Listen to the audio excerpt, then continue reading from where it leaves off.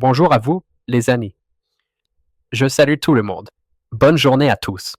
Je suis heureux de voir tout le monde. Je ne vous vois pas tous, mais je verrai vos commentaires. Je vous souhaite vraiment à tous une belle, grande, majestueuse journée. Une journée où, peut-être, les États-Unis d'Amérique se sont enfin réveillés, mais ce n'est pas certain.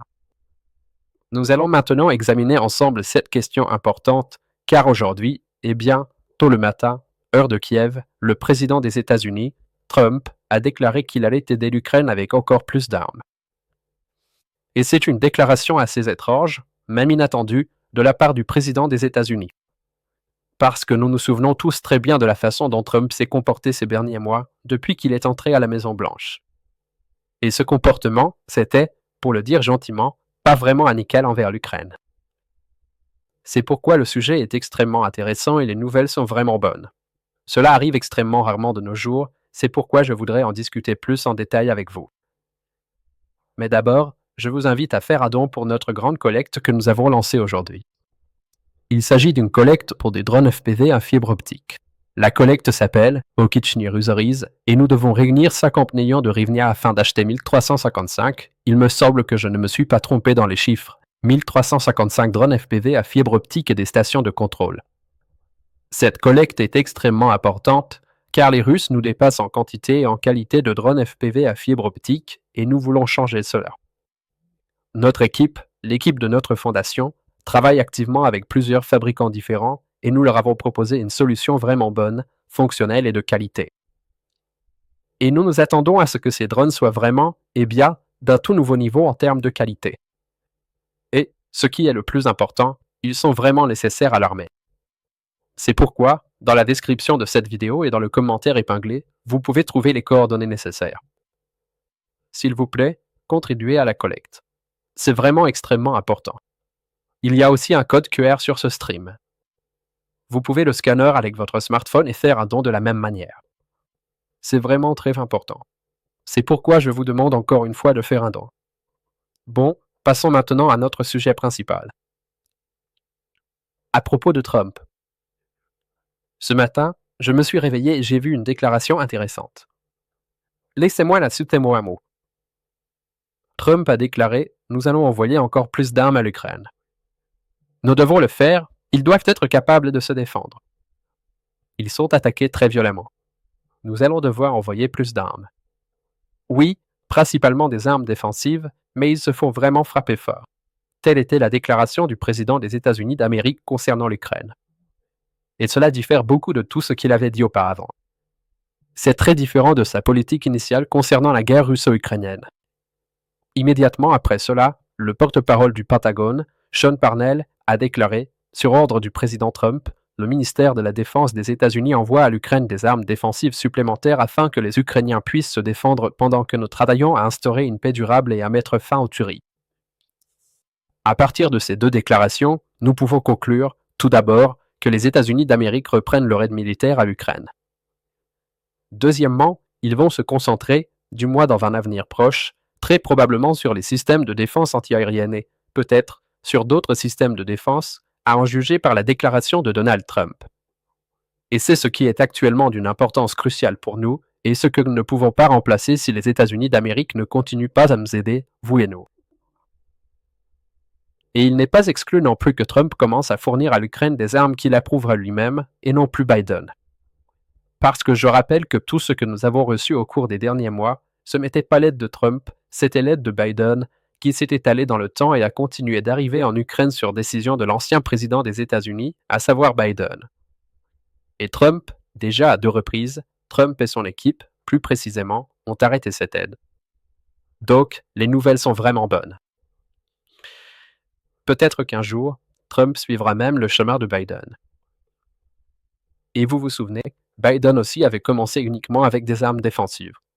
Au début, c'était seulement, là, de petits moyens comme les javelins, puis seulement, là, des moyens de défense antiaérienne, ensuite, juste un peu plus d'artillerie, puis, seulement les HIMARS, mais sans les ATACMS, et puis finalement, d'accord, les ATACMS aussi. Peut-être que notre rouquin Trimpanko suivra exactement ce chemin. Ou alors, peut-être qu'il changera d'avis et commencera demain à fournir des armes à la Fédération de Russie. On ne peut pas non plus exclure cela, vu le comportement et les déclarations de Donald Trump. Et maintenant, le plus intéressant. Le Wall Street Journal a publié un article selon lequel Trump a promis à Zelensky que les États-Unis enverraient à l'Ukraine autant d'aide militaire qu'ils pourraient se permettre. Cette formulation, elle ne vise pas seulement, disons, le public mondial, mais elle s'adresse encore plus au public américain, car il est important pour Trump de sauver la face alors qu'il change de rhétorique concernant la guerre russo-ukrainienne, puisqu'il avait auparavant déclaré qu'il ne nous aiderait pas. Maintenant, il dit qu'il va aider, mais de façon à ce que cela ne nuise pas aux réserves des États-Unis d'Amérique. Ou bien il se laisse une marge de manœuvre pour ensuite réduire une partie de l'aide qui nous est destinée, avouez à moi. Trump, on ne sait jamais ce qui se passe dans la tête de ce vieux bonhomme et s'il ne changera pas d'avis, mais quand même. Encore une fois, les nouvelles ne sont pas mauvaises et c'est une excellente occasion d'envoyer des drones kamikazes sur la fibre optique pour l'armée ukrainienne. Je vous invite à le faire dès maintenant. En ce moment, nous avons 4 900 000 hryvnias sur le compte. Allez, faisons en sorte qu'à la fin de notre conversation, il y ait au moins 6 millions, car au total, nous devons en réunir 50 millions. C'est une grosse somme, mais l'aide que recevra notre armée sera inestimable. Et c'est tout aussi important que l'aide des États-Unis d'Amérique. Parce que nous fournissons à l'armée ukrainienne les drones FPV les plus modernes et les meilleurs. Et aucun autre pays ne donnera de tels drones à notre armée. Alors faites un don dès maintenant. Les coordonnées, comme toujours, se trouvent dans la description de cette vidéo et dans le commentaire épinglé. Peut-être qu'aujourd'hui ou demain, nous recevrons une nouvelle mise à jour concernant l'aide militaire des États-Unis à l'Ukraine. Parce que, selon le journal The Wall Street Journal, le Conseil de sécurité nationale de la Maison-Blanche doit justement se réunir aujourd'hui pour discuter de nouvelles livraisons d'armes à l'Ukraine. Honnêtement, je lis tout ça et j'ai du mal à croire moi-même ce que je lis. Parce que, franchement, presque rien n'indiquait que Trump allait changer son approche concernant la guerre russo-ukrainienne. Il a déjà interrompu l'aide une fois. C'était après le scandale à la Maison-Blanche. Après cela, évidemment, l'équipe du président et le président lui-même ont travaillé pour améliorer les relations avec Donald Trump. Et ça a marché. Il y a eu une bonne rencontre au Vatican, il y a eu une bonne rencontre à la lors du sommet de l'OTAN. Et il y a eu un bon appel, comme Trump l'a lui-même qualifié, entre les deux dirigeants la veille. Mais en même temps, nous ne devons pas oublier que littéralement il y a une semaine, les États-Unis d'Amérique ont suspendu l'aide à l'Ukraine. En fait, cela s'est produit il y a moins d'une semaine. Et cela concernait l'arrêt de la livraison de certains types d'armements, notamment des moyens de défense antiaérienne, de l'artillerie, des missiles pour les HIMARS, les GMLRS, des munitions, plus précisément, et ainsi de suite. Et bien sûr, cela a provoqué une grande incompréhension du côté ukrainien, car il n'y avait eu aucun avertissement concernant l'arrêt de l'aide. Et puis cela a aussi provoqué une grande incompréhension du côté américain, parce qu'on a commencé à nous raconter que ce n'était pas Trump qui avait arrêté l'aide, mais que c'était Pete Hegseth, le ministre de la Défense, ou même pas Pete Hegseth, mais l'un de ses 10 adjoints, qui en réalité n'est pas un très haut fonctionnaire au Pentagone, mais qui aurait pris cette décision tout seul. Et voilà, et peut-être qu'en réalité, l'équipe de Trump n'était pas vraiment au courant de cette décision soudaine de suspendre l'aide financière et militaire à l'Ukraine. Break time égale 0.5s. Et vous savez, dans l'une de mes vidéos précédentes, j'ai justement avancé une théorie, en fait 3 théories, sur la façon dont le président américain allait agir et pourquoi l'aide militaire à l'Ukraine avait été suspendue. Et donc, l'une de ces théories était que c'est le chaos total dans l'équipe de Trump. Il ne contrôle pas entièrement son équipe, et la main droite ne sait souvent pas ce que fait la main gauche. Apparemment, j'avais raison après tout. Apparemment, c'est vraiment comme ça. Et aussi, dans plusieurs de mes vidéos, j'ai répété à plusieurs reprises que Trump, qu'il le veuille ou non, qu'il soutienne ou non l'Ukraine, il devra de toute façon aider l'Ukraine tôt ou tard, parce que les circonstances les Grecs obligeront, parce que les alliés de la soi-disant Russie et la soi-disant Russie elle-même les Grecs contraindront. Et puisque, comme vous le voyez, je suis un Nostradamus aussi merveilleux et grandiose, grand et beau, comme dirait Donald Trump, abonnez-vous donc à ma chaîne pour ne pas manquer les prochaines prophéties, notamment pour ne pas rater le direct lors de l'effondrement de la Fédération de Russie, auquel nous assisterons forcément ensemble. Et quand cela commencera, nous ferons un direct. j'ouvrirai une bouteille de vin et nous discuterons ensemble de ce sujet. Mais plus important que de s'abonner à ma chaîne, c'est de faire un don pour le réseauriseur optique pour les drones kamikazes à fibre optique destinés à l'armée ukrainienne. Les coordonnées pour ce don se trouvent dans la description de cette vidéo. Envoyer même un seul hryvnia, c'est une aide très précieuse. Et à l'heure actuelle, nous avons collecté un peu plus de 5 millions. C'est formidable. Mais, les amis, il faut réunir beaucoup plus d'argent et beaucoup plus vite pour que nos soldats reçoivent les meilleurs équipements. Voilà. D'ailleurs, Trump lui-même a déclaré qu'il n'avait pas donné l'ordre de suspendre l'aide à l'Ukraine, mais seulement de vérifier les arsenaux américains après les frappes contre l'Iran pour voir si l'armée américaine avait assez d'armes. Mais la décision de suspendre l'aide, ça, c'était la décision de quelqu'un d'autre, prise sans l'accord de personne. Maintenant, tout va changer. Maintenant, Trump va fournir une certaine aide à l'Ukraine. Espérons que dans un an ou deux, Trump fournira aussi à l'Ukraine des missiles à longue portée. Mais les rêves restent des rêves. Pour l'instant, nous devons aider notre armée de façon plus active. Pourquoi Trump a-t-il pris une telle décision? C'est probablement la question la plus importante dans cette conversation. Dans la conversation sur le fait qu'il commence à nous aider plus activement. Enfin, du moins, il y a de telles déclarations. Cela est lié au fait qu'il a compris qu'il n'a pratiquement aucune carte à jouer face à Vladimir Poutine. Les seules cartes qu'il aurait pu montrer à Vladimir Poutine, ce sont l'aide militaire à l'Ukraine et des sanctions plus sévères contre la soi-disant Russie.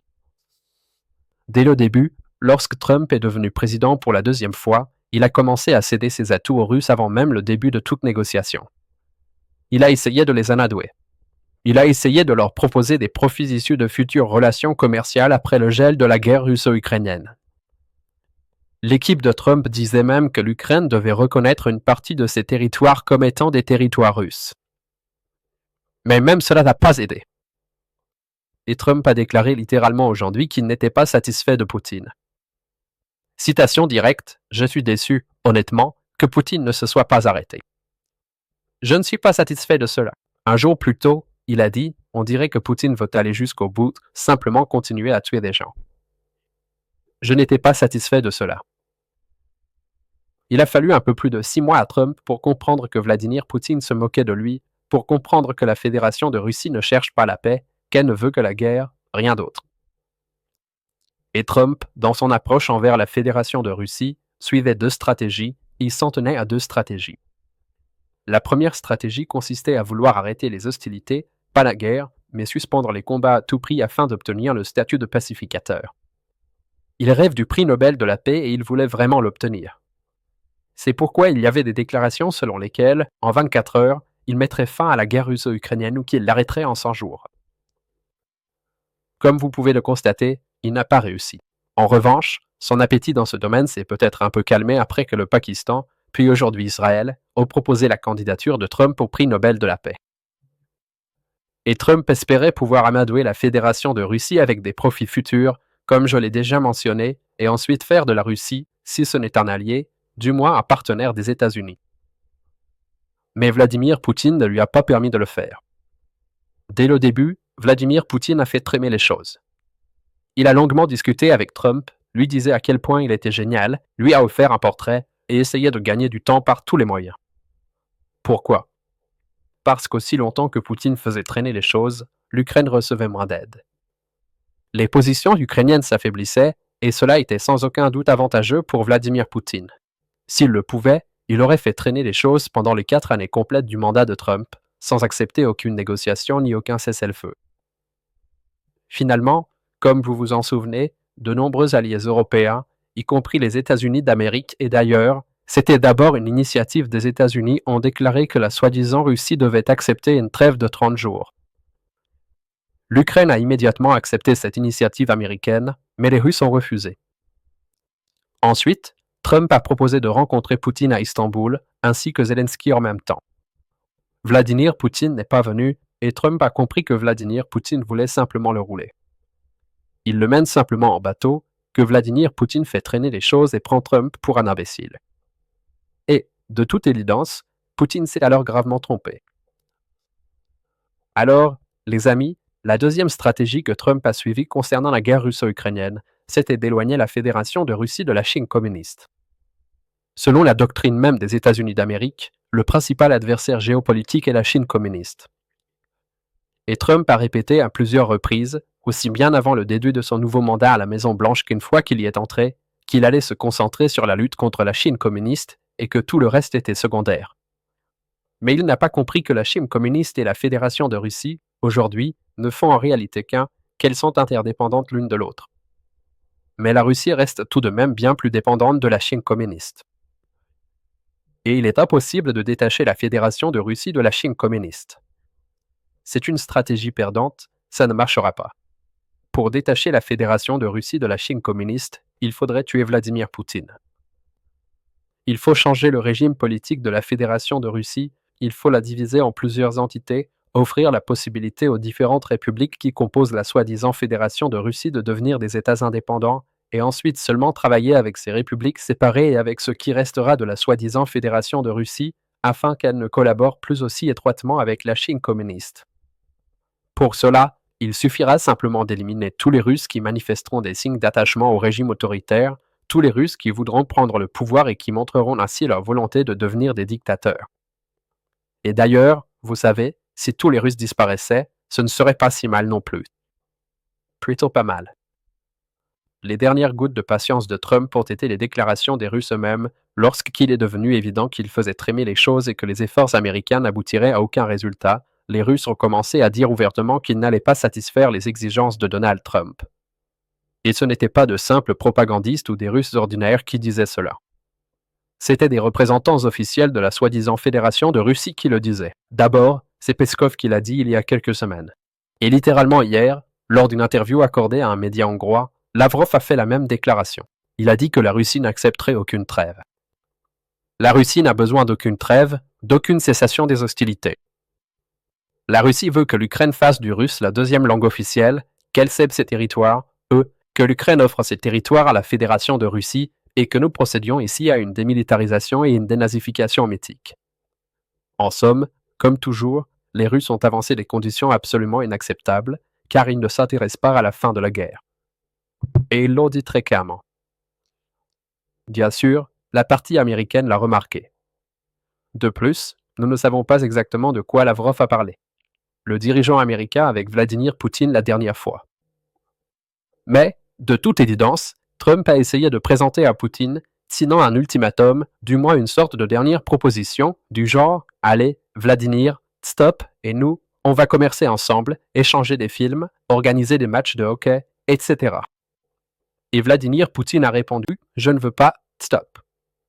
Je ne vais pas m'arrêter, et les hostilités vont continuer. » Et Trump comprend qu'il passe déjà pour un clown, non seulement aux yeux du monde entier, des Européens ou de l'Ukraine. Notre opinion, en réalité, il s'en soucie peu. Il commence à passer pour un idiot aux yeux des Américains. Parce que même les médias républicains, comme le New York Post, si je ne me trompe pas, Fox News et quelques autres médias conservateurs qui ont une grande influence sur l'électorat de Trump au sein du Parti républicain, ont déjà commencé à dire clairement « Regardez, Vladimir Poutine ignore toutes les propositions. Vladimir Poutine ne cherche pas la paix. » Les Russes prennent Trump pour un idiot. Bien sûr, cela ne lui plaît pas, donc il a aussi dû réagir. Voilà. Donc, on peut constater que les deux stratégies de Donald Trump, tant celle de la réconciliation immédiate et de l'arrêt des hostilités que celle de détacher la Fédération de Russie de la Chine communiste, ont échoué de façon retentissante. Et que le président américain le veuille ou non, il est obligé de changer sa stratégie concernant la guerre russo-ukrainienne. Les Russes, dans ce contexte, vont l'aider à aider encore plus l'Ukraine. Vladimir Poutine lui-même et son entourage le plus proche, comme Ushakov, Peskov, vont maintenant essayer de trouver un équilibre. Ils ne feront pas de déclaration radicale, ils diront que, l'aide à l'Ukraine ne favorise pas la paix. Quelque chose dans ce genre-là. Mais Medvedev, complètement saoul, qui a déjà bu dès le matin, qui a déjà eu le temps de se disputer avec Trump littéralement il y a 2 semaines, a déjà écrit un post où, je cite mot à mot, l'Américain se balance à nouveau sur ses balançoires politiques préférés. Je suis satisfait de la conversation avec Poutine, je suis déçu de la conversation avec Poutine. Nous ne livrons pas de nouvelles armes à l'Ukraine, nous allons livrer beaucoup d'armes. Comment devons-nous réagir à cela? Comme avant, comme le font nos soldats, comme le fait notre commandant en chef suprême. D'aucune façon. continuer à atteindre les objectifs de l'OSVO, reprendre notre terre, travailler pour la victoire, a déclaré Dmitri Medvedev. Et par là, il a craché au visage de Donald Trump. Une déclaration absolument non diplomatique, durement anti-américaine. Et en plus, je dois encore mentionner un autre événement qui a également affaibli les tentatives de l'Amérique de parvenir à un accord avec les Russes. C'est la guerre d'Israël contre l'Iran. Comme vous avez probablement pu le remarquer, pendant que les échanges, les frappes actives avaient lieu là-bas, les Russes faisaient des déclarations ouvertement hostiles envers les États-Unis d'Amérique. Ils ont condamné l'agression des États-Unis d'Amérique. Je cite ici textuellement. Ils ont dit que les États-Unis se comportaient extrêmement mal. La Russie s'y oppose catégoriquement. C'était un autre signal important pour Donald Trump. Donc, je suppose que nous aurons encore quelques difficultés avec l'équipe de Donald Trump. Il va encore nous en faire daver, il va encore annuler ses décisions, puis les rétablir. Il va encore faire des manières, mais au final, il sera quand même obligé d'aider l'Ukraine. Maintenant, la deuxième partie de cette excellente question. Rien qu'avec les armes, vaincre la Fédération de Russie, du moins dans la configuration actuelle, c'est assez compliqué. Pour que la Fédération de Russie veuille la paix, ou mieux encore, qu'elle cesse d'exister, il faut exercer une pression économique et des sanctions sérieuses sur la Fédération de Russie. Dans une certaine mesure, la pression économique sur la Fédération de Russie s'exerce actuellement grâce à la baisse des prix du pétrole. En même temps, ce sont les fonctionnaires et ministres russes eux-mêmes, donc pas seulement quelques experts, qui affirment que l'économie russe rencontre de sérieux problèmes, que l'économie russe est au bord de la récession et qu'en 2027, d'ici 2027, il se pourrait qu'aucun nouvel immeuble résidentiel ne soit livré en Fédération de Russie. Et cela, c'est un indicateur assez révélateur, vous savez, pour évaluer l'état de l'économie russe. L'économie russe connaît en effet des problèmes assez sérieux. Les Russes ont également commencé à réduire les paiements pour la participation à la soi-disant opération militaire spéciale. Et voilà, quand les Russes n'auront plus assez d'argent pour recruter de la nouvelle chair à canon, c'est à ce moment-là qu'ils voudront geler la guerre russo-ukrainienne. En ce moment, à la soi-disant Fédération de Russie, il y a une mobilisation volontaire obligatoire. C'est-à-dire qu'une petite partie des Russes est enrôlée de force pour la guerre contre l'Ukraine, mais la majorité de leurs volontaires sont ceux qui viennent pour les paiements en argent pour les primes financières. Il aurait pu vivre dans son ouste de whisky, très pauvrement, gagner des miettes, picoler et crever de la cirrhose, mais lui, le Russe stupide, a vu une opportunité, il pourra faire la guerre contre l'Ukraine, toucher de l'argent, et même s'il crève lui-même, au moins sa famille sera prise en charge. Il aurait pu vivre dans son ouste de whisky, très pauvrement, gagner des miettes, picoler et crever de la cirrhose, mais lui, le Russe stupide, a vu une opportunité, il pourra faire la guerre contre l'Ukraine, toucher de l'argent, et même s'il crève lui-même, au moins sa famille sera prise en charge. C'est ce qui motive les Russes à aller volontairement faire la guerre contre l'Ukraine, même aujourd'hui. Mais quand? Quand les Russes n'auront plus assez d'argent pour payer, là, au tout début de leur engagement dans la guerre russo-ukrainienne, et pour les paiements, eux, mensuels pour la participation au combat. Ils vont commencer à avoir de gros problèmes pour recruter de la nouvelle chair à canon. Et alors, Vladimir Poutine sera confronté à un choix très désagréable, soit, s'arrêter, c'est-à-dire geler la guerre russo-ukrainienne pendant 1 an, 2, 3, pour atténuer la pression économique, soit procéder à une mobilisation. La mobilisation dans la soi-disant Fédération de Russie est une chose extrêmement impopulaire, bien plus impopulaire qu'en Ukraine. La mobilisation dans la soi-disant Fédération de Russie a historiquement conduit par la suite à des révoltes sur le territoire de la dite Russie. Même lors de cette mobilisation à l'automne 2022, nous avons vu la résistance des Russes eux-mêmes. Cela s'est produit sans la participation des services spéciaux ukrainiens lorsqu'un Russe a abattu un commissaire militaire, par exemple. Au Daghestan, les femmes sont sorties en masse, ont bloqué les bureaux de recrutement militaire, se sont battues avec les flics. La mobilisation, c'est vraiment ce qui peut briser cette soi-disant Fédération de Russie. En plus, pour mener une nouvelle mobilisation, il faut quand même des ressources économiques. Parce que même si tu ne paies pas cette chair à canon russe pour participer à la guerre contre l'Ukraine, tu dois quand même l'habiller, l'armer et la nourrir. Ce sont des dépenses économiques supplémentaires que la Fédération de Russie, très probablement, ne peut pas se permettre en ce moment. C'est pourquoi de nouvelles frappes contre l'économie russe, combinées à la baisse des prix du pétrole, pourraient mener la Fédération de Russie à un effondrement économique total. Qu'est-ce qui pourrait se passer ensuite? Eh bien, là, il devient difficile de faire des prévisions. Les scénarios peuvent être variés, allant du gel de la guerre russo-ukrainienne et de la reprise des hostilités après un certain temps jusqu'à la désintégration de cette entité qu'on appelle aujourd'hui la Fédération de Russie. Nous n'allons pas rêver pour l'instant, car nous verrons tout cela de nos propres yeux, j'en suis sûr. Voilà. Mais en ce qui concerne la pression économique, le sénateur Lindsey Graham, qui s'est encore rapproché de Trump récemment et qui est un véritable faucon, a déclaré qu'il attendait que le Sénat commence enfin à voter sur le nouveau projet de loi concernant les sanctions secondaires contre ce qu'on appelle la Russie. Que prévoit ce projet de loi? Il prévoit des tarifs de 500% pour tous les pays qui continuent d'acheter, notamment, des ressources énergétiques russes. Actuellement, les plus gros acheteurs de pétrole et de gaz russes sont des pays comme l'Inde, la Chine communiste et l'Union européenne. L'Union européenne achète encore énormément de gaz russe. L'Union européenne achète du pétrole et la Tchéquie, qui nous aide activement, continue d'acheter pas mal de gaz russe. Il existe une initiative tchèque concernant l'achat d'obus pour l'Ukraine. Mais malgré tout, l'Union européenne finance réellement de manière sérieuse la guerre russo-ukrainienne en aidant la Fédération de Russie à obtenir de nouvelles ressources. L'Inde est aujourd'hui l'un des principaux importateurs de pétrole russe, voire le principal. Et donc, contre les pays de l'Union européenne, certains pays, contre l'Inde et, bien sûr, contre la Chine communiste, ces sanctions pourraient être mises en place si ce projet de loi est adopté. C'est une décision sérieuse. Si elle est prise, elle nous aidera énormément, à vous comme à moi. Mais il y a un bémol. Quand le Sénat et la Chambre des représentants, c'est-à-dire le Congrès, adopteront ce projet de loi et ils vont l'adopter, la question n'est qu'une question de temps, cela ne signifiera pas introduction automatique des sanctions.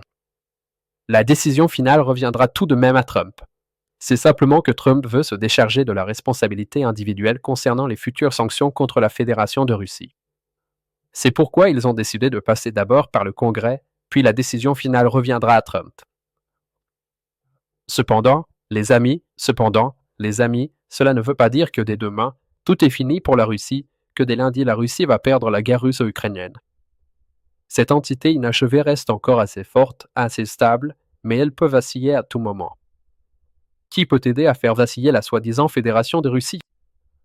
Je pense que la Turquie pourrait aussi contribuer à la faire vaciller, car elle renforce actuellement son influence dans le Caucase du Sud, une région sur laquelle la Fédération de Russie a toujours revendiqué des droits tout au long de son histoire. Vous avez vous-même vu ce qui se passe actuellement en Azerbaïdjan à l'égard des Russes. Et même l'Arménie essaie de se détacher de Moscou, bien que cela lui soit très difficile. Nous voyons aussi qu'au niveau géopolitique, la Fédération de Russie s'est retrouvée sans deux alliés importants, sans la Syrie, qui assurait la présence de la Fédération de Russie et de sa flotte en Méditerranée, et sans l'Iran. Alors, comment? Formellement, les Russes continueront à être amis avec l'Iran, à coopérer, je n'en doute pas. Mais après la guerre entre Israël et l'Iran, il est devenu évident que la Fédération de Russie a abandonné l'Iran, et donc l'Iran ne peut pas sérieusement compter sur un allié comme la Fédération de Russie.